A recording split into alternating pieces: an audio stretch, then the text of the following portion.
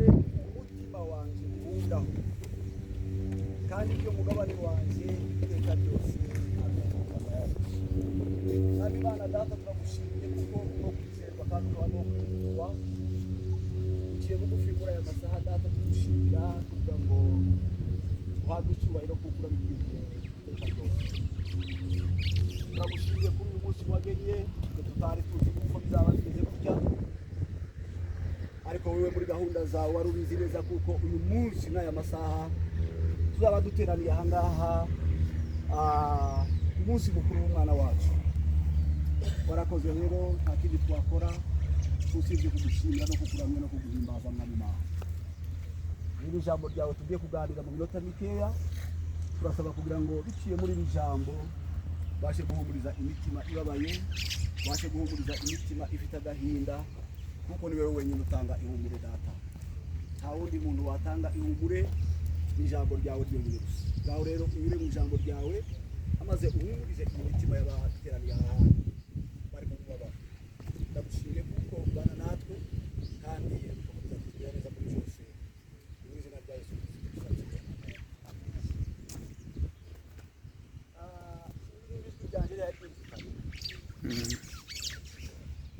Iyo tugeze muri ibi bihe abantu bajya bibaza ibibazo, abantu bakibaza ati se ni ukubera ko Imana yemereye bino bintu kumbaho? Ni ukubera ko Imana yabyemeye? Uzi ukuri njya gusoma muri Bibiliya cyane cyane nko muri Zaburi, Maganya ya Yeremiya n'ibindi, abantu b'Imana bagendaga bibaza ibibazo byaba, bakibaza bakabwira Imana bakabwira ati se ni ukubera ko waretse bino bintu bikambaho? Ariko nshuti bavandimwe, Bibiliya itubwira neza, ikatubwira ngo iminsi y'umuntu burya irabaze. Yobu yabivuze neza mu gice cya 14 ku murongo wa 5, aravuga ngo niyo yategetse iminsi y'umuntu yo kubaho, yadushiriyeho amezi, umubare w'amezi, ndetse arakomeza aravuga ngo adushiriraho n'urugabano umuntu adashobora kurenga. Duvuga ngo twebwe tubyita impanuka mu buryo bwa kimuntu, ariko kandi ku Mana nta mpanuka ibihari mu by'ukuri. Ni ukuvuga ngo ibyo yagambiriye byose nta muntu ushobora gupfa burya iminsi yiwe itageze. Ni ukuvuga ngo Cyuzuzo iyi niyo minsi Imana yamuhaye kuba. Bwana sifiwe. Iyi niyo minsi Imana yamuhaye kubaho. Niyo mpamvu nta kindi twakora usibye guhimbaza Imana no kwishimira kuko yakoze ibishaka byayo. Icyo dushaka kuganiraho mu rwego rw'ubutaka muri iki cyanditswe, uyu mwanditsi wa Zaburi dusomye hano biragaragaza ko yari afite ibibazo, yari mu ngorane zitandukanye, ariko aza gutahura kubera kuko yari yarasobanukiwe neza kuko ibi byose tubonesha amaso, ibi byose byaremwe byose biratubwira ngo ni igihe gitoya ibi bizatambuka. Urashobora kugira amafaranga menshi agahusuka, urashobora kwiga amashuri menshi atabarika, ariko igihe cyayo kizagera birangira. Urashobora kuba uri umuntu ukomeye kuri iyi si, ariko igihe kizagera utambuka. Uvuga ngo twese turabizi kuko abakomeye tuzi batabarika uyu munsi wa none batakiri kuri iyi si bahusutse. Uyu mwanditsi rero aravuga ngo se none igihe bimeze gutyo tubigenze gute? Aza gutahura kuko hari umugisha umwe gusa, umugisha tutokwaka n'umuntu uri wose. Umugisha nubwo twopfa uwo mugisha tuba tuwupfana, asanga ngo umugisha nta wundi ari Imana yonyine gusa. Kuko yashatse aho yahungira umubabaro yari arimo, yashatse aho yahungira agahinda yari arimo, yashatse aho yahungira ibibazo yari arimo, aza gutahura kuko gusa ahantu hamwe yabihungira gusa ni muri Kristo Yesu. Bwana sifiwe. 23 yavuze ngo umubiri wanje na 6 nako, umubiri wanje n'umutima wanje birashira, ariko Imana niyo gitare umutima wanje uhungiraho, kandi niyo mugabane wanje iteka byose. Bwana sifiwe. Imana niyo gitare cyanje mpungiraho. Bagira ngo mbwire mama Cyuzo, bagira ngo mbwire babyeyi b'umwana twabuze hano, mu gahinda nkaka cyagiye wibaza ibibazo ukavuga ngo se ndaja hehe, biragenda gute? Uyu mwanditsi wa Zaburi yatubwiye ngo ndahandi twohungira. ahandi twohungira ni muri Kristo Yesu. Bwana asifiwe. Ahandi twohungira ni muri Kristo, ni muri Kristo. Uvuga ngo ibibazo nk'ibi Satani azakunda kuboneramo opportunity kugira ngo atugerageze. Muribuka igihe rero yahuye n'ibibazo, intumwa ziza, intumwa ikaza, indi kaza, bakaza kumubwira ngo ibintu byawe byashize, kugeza noneho no kubana biwe. Abana biwe barapfa. Intumwa iraza bati abana bawe barahantu barimo basenegura, none umuyaga wakubise inzu yagwaho byarangiye. Mu gice cya mbere Yobu, kandi uruka kuko Yobu Satani yaramugerageza. Satani akagenda akabwira Imana ati none se wewe wamuhaye biriya bintu byose byogenda gute? Imana irabwira ati ngaho ndabiguhaye genda. Aragerageza kugeza no kubana biwe, ariko dore ko yavuze Yobu amaze kubwirwa kuko byarangiye. Aravuga ngo navuye mu nda ya mama, aravuga ngo nzongera kandi nsubire mu nda y'isi. Uwiteka yarampa, Uwiteka yongera gusubira. Hasi aravuga ati nta kindi nakora, izina ry'Uwiteka rihabwa icyubahiro. Bwana asifiwe. Amen. Izina ry'Uwiteka rihabwa icyubahiro. Kuko Satani yashakaga kuko yagira gute? Yashakaga kuko ava ku Uwiteka. Mu gihe nk'iki ni ukuvuga ngo hari igihe Satani adutera akatubwira ati birashoboka ni impamvu yabiteye, iyo bigenda gutya, ariko nshuti bavandimwe, ndimo nja kurangiza.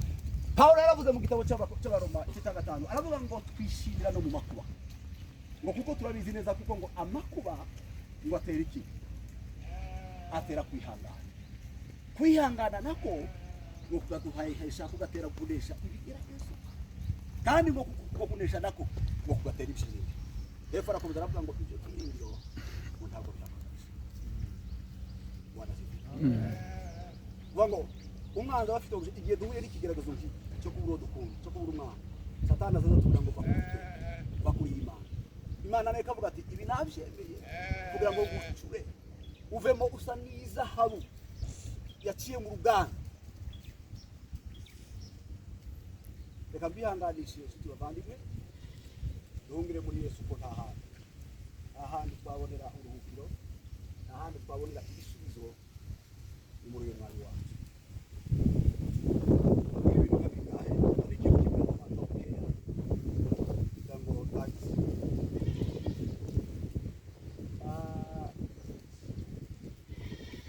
Umwana muto yadusize, abantu bajya bibaza bakavuga ngo se umwana gute se yabwiriza ubutumwa yagize gute? Ariko reka nkubwire, Imana yacu ni Imana ya justice. Imana ya justice, umwana nta cyaha yakora kigaragara gifatika, kubera ko Imana ari Imana y'ubutabera. Rero Imana kuri nta kidushidikanya gukora umugabo. Ndagira ngo rero mbahumurize mbabwira kino kintu. Pawulo yaravuze ngo Bakorinto wa 2 igice cya 5:8, aravuga ngo ndimo ndashaka kura kubana, ndimo ndashaka gutaha, ndimo ndashaka kugenda. Hari langaje ariko koresha ariko ashaka kuvuga ngo ndimo ndashaka gupfa. Aravuga ngo rero gupfa kwanje ngo nukura kubana n'umwana. Ukuvuga ngo iyo umwana cyangwa se umuntu wari wese apfuye mu byukuri ufite conviction biblique kuko uyu muntu yagiye mu bwami bw'Imana ahitaje kubana n'umwana. Ubu kuvuga ngo uyu mwana ari kumwe na Yesu. Wibuke wa munsi Yesu ari kumwe na bya bisambo, yarababwiye ngo cyakindi kimwe kiramubwira ati nugera mu bwami nyine. Yesu yaramubwiye ngo uyu munsi ndakubwira neza kuko turi mubane mu bwami. Ureke duhumurike, Imana yo mu ijuru ibakomeze, kandi muri bihe ngibi cyane cyane twige natwe uzukuri.